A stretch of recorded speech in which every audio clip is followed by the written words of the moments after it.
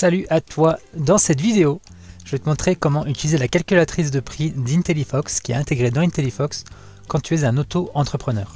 J'ai intégré un mode auto-entrepreneur après une discussion avec un certain Alexis qui va se reconnaître. Et donc en fait dans la calculatrice qui se trouve dans l'onglet fixer le prix de ton produit sur IntelliFox, tu as maintenant un mode auto-entrepreneur, il suffit de cocher cette case et ensuite là tu vas pouvoir remplir tes spécificités de ton activité, de toi en tant qu'auto-entrepreneur. Quels sont ton taux de cotisation pour une activité commerciale et est-ce que tu as opté pour le versement libératoire. Donc là c'est des paramètres que tu vas pouvoir mettre en place facilement et après tu vas pouvoir utiliser la calculatrice dans tous tes produits avec des cases classiques, avec le prix d'achat, donc qui est ton prix pour une unité, combien ça t'a coûté la matière première ou la production du produit. Ensuite des frais de paiement, donc ça va être les frais d'une plateforme rapportés à une unité.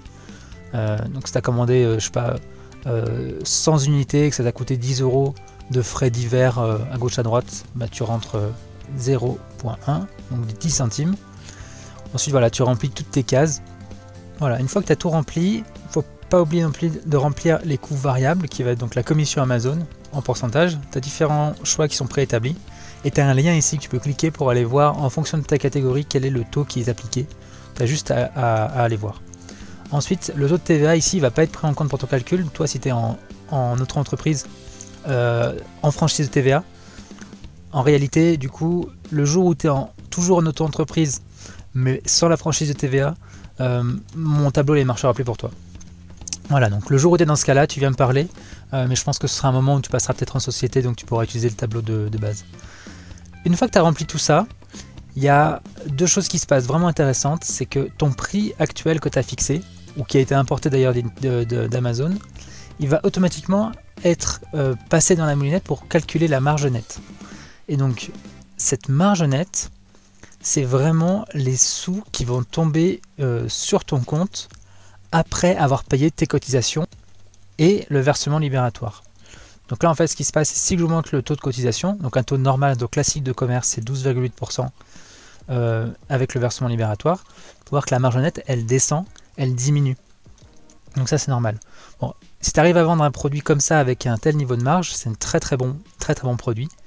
Mais ce qui est intéressant en fait, c'est que quand tu vends un produit sur Amazon, tu vas pas forcément toujours le vendre à ton prix optimal. Tu vas essayer en fait de monter petit à petit, de monter en prix avec un objectif là que moi j'ai encadré ici, c'est un objectif en général de 30%. Sur 30% de marge ici, ça te fait 6,92 € net dans ta poche. La première ligne, c'est une ligne aussi qui est très intéressante. C'est ton prix minimal de vente. Donc par exemple pour cet objet qui m'a coûté 10,94 € de frais fixes, et ben si je le vends en dessous de 14,13 €, et ben je perds de l'argent. Et ça c'est en prenant en compte les cotisations sociales, donc c'est plutôt pratique. Grâce à ça tu peux aussi évaluer, donc tu as le tableau en bas avec différents niveaux de marge préétablis, mais tu as aussi ce graphe ici qui te permet avec en bas les différents prix possibles. Tu vois ça commence là, on voit 14,24 et ça va à droite jusqu'à 39,30 et tu peux calculer en fait, comme ça tu peux venir avec ta souris voir les différents taux, les différents prix de vente qui vont te permettre de définir ta stratégie escalier. Si tu veux lancer ton produit, si tu veux faire de la pub, si tu veux faire ranker ton produit, augmenter ton BSR, ce genre de choses, grâce à ça tu peux en fait déterminer ok, à partir de combien je peux le vendre sans perdre. Et imaginons que si je me projette sur un budget pub de 3 € par vente, ben, je monte là-dedans, je vais à ma marge à 3 €, donc là elle est à 2,98 €. Je sais que si je vends ce produit à 18 €, et ben, je me ferai 3 € de marge, 3 € que je peux du coup dépenser dans de la publicité.